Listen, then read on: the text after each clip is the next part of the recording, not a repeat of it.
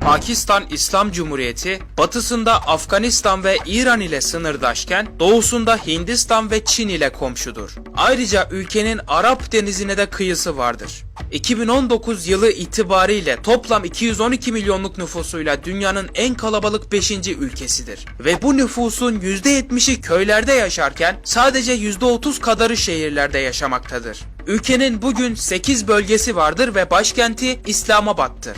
Nüfus olarak en gelişmiş şehirleri ise bu şekildedir. Pakistan halkı Urduca konuşmaktadır ki ülkenin 2 resmi dilinden biridir. Öbür ana dil olan İngilizceyi de çoğu Pakistanlı çok güzel bir şekilde bilmektedir. Ayrıca Pakistan'ın kelime anlamı temiz devlet demektir ve ülkenin ismini koyan kişi Rahmat Ali 5 eyaletin adını bir araya getirmiş ve bunu türeterek Pakistan kelimesini ortaya çıkarmıştır. Ülke bayrağının yeşil kısmı İslamiyeti, beyaz bütün dinleri, hilal ilerlemeyi ve bu yıldız ise ülke geleceğinin aydınlık olacağını sembolize etmektedir. Pakistan'ın ekonomisine bakarsak toplam yurt içi hasılası 310 milyar dolardır ve bu paranın büyük bir bölümünü tarımdan gelen gelirlerle elde etmektedir ki halkın yaklaşık %70'i tarım işleriyle uğraşmaktadır. Bir Pakistan vatandaşının yıllık aldığı gelir ise 1550 dolar civarında ve bu Türkiye'ye oranla oldukça düşük kalmakta. Pakistan ve Türkiye'nin kardeşliği ise azımsanamayacak kadar fazla. Örneğin Pakistan'da 1 rupide yapılan baskı hatası ülke bayrağını kırmızıya döndürmüş fakat Pakistan yönetimi bunda olumsuz bir şey görmemiş, aksine kardeş ülke Türkiye bayrağına benzediği için hoşlarına bile gitmiştir.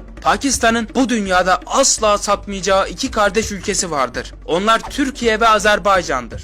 Pakistan, Azerbaycan'ı da en az Türkiye kadar çok sevmekte. Öyle ki Azerbaycan'da olası bir savaş çıksa ona ilk yardım elini uzatacak ülke şüphesiz Pakistan'dır. Çünkü iki ülkenin çoğunluğu Şii Müslümanlardan oluştuğu ve mezhep kardeşi de oldukları için birbirlerini sonuna kadar destekleyecekler ve kardeşlikleri umarım hiçbir zaman bitmeyecek. Pakistan'ın İslam Cumhuriyeti yapılması 1973 yılının Başbakanı Zülfikar Ali Bhutto tarafından gerçekleşti. O dönemdeki seçimde tek başına iktidar olan Bhutto'nun partisi seçim vaadinde de belirttiği gibi ülkeyi direkt olarak İslam Cumhuriyeti yaptı. Başkanken çok iyi işler başaran Ali Bhutto, Pakistan'ı kalkındırarak daha güçlü bir ülke yaptı. Ancak yıl 1979 olduğunda hakkında hiçbir yazılı kanıt olmamasına rağmen seçimlere hile karıştırdığı söylendi. Ve bu sebeple parti başkanı Bhutto mahkemeye verildi. Davanın sonucu ise çok ağır bir karar olan idamla sonuçlandı ve 4 Nisan 1979 tarihinde asılarak idam edildi. Amerika Birleşik Devletleri Başkanı Donald Trump ise bir konuşmasında Pakistan'ın terör yuvası olduğunu savunmuştur.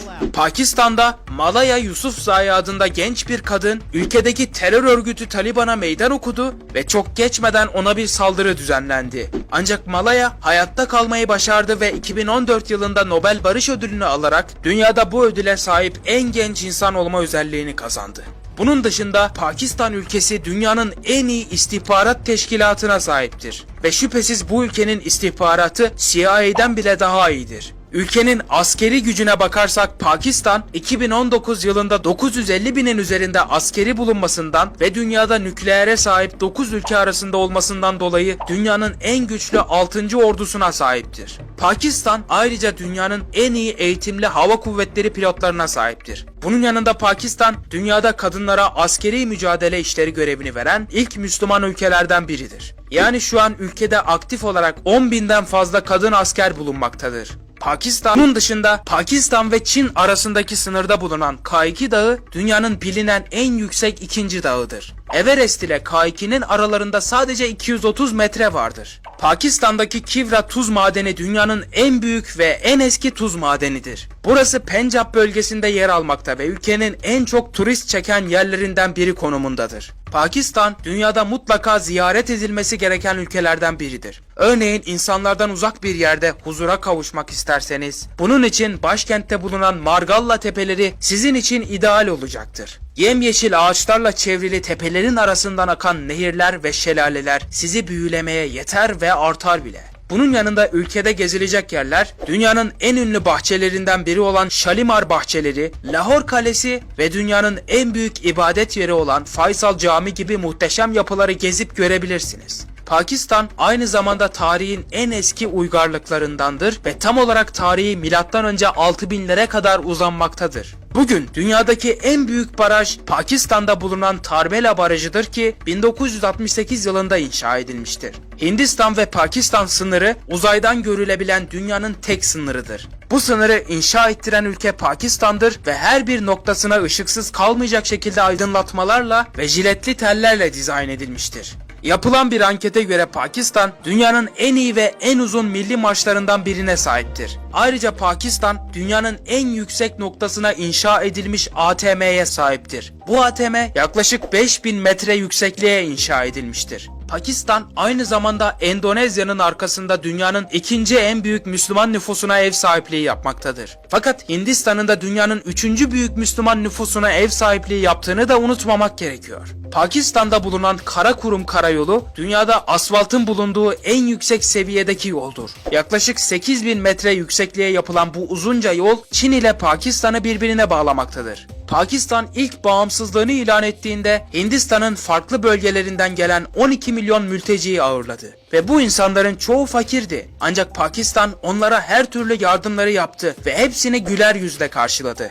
Pakistan aynı zamanda Gözyaşı Gölü adında bir göle sahip. Bu küçük su kütlesinin şekli bir gözyaşına benzetilmektedir. Ve daha ilginci, göl buz tuttuğunda insan gözüne benzeyen bir hal almaktadır. Pakistan, dünyanın en büyük 4. süt üreten ülkesidir. Pakistan'ı kuran Muhammed Ali Cinnah, Pakistanlıların en sevdiği insan olarak seçilmiştir ve onu ataları olarak kabul etmektedirler. Ayrıca Pakistanlılar misafirlere sadakatli ve hoşgörülü davranırlar. Pakistan'da kadınların ve erkeklerin eşit oy kullanma ve eğitim hakları vardır. Ülkede domuz eti yemek yasaktır ve bir domuz eti satışı bulmak imkansızdır. Bu arada şeker kamışı suyu Pakistan'ın en sevdiği milli içeceğidir. Ülkede mercimek yemek de oldukça yaygındır. Ayrıca tıpkı Hindistan'da olduğu gibi Pakistan'da da baharat ülkenin milli sembollerindendir. Pakistan'da bir erkek ve bir kadının gündelik buluşması onaylanmamıştır. Bunların dışarıda görüşebilmeleri için evlenilmesi istenmektedir.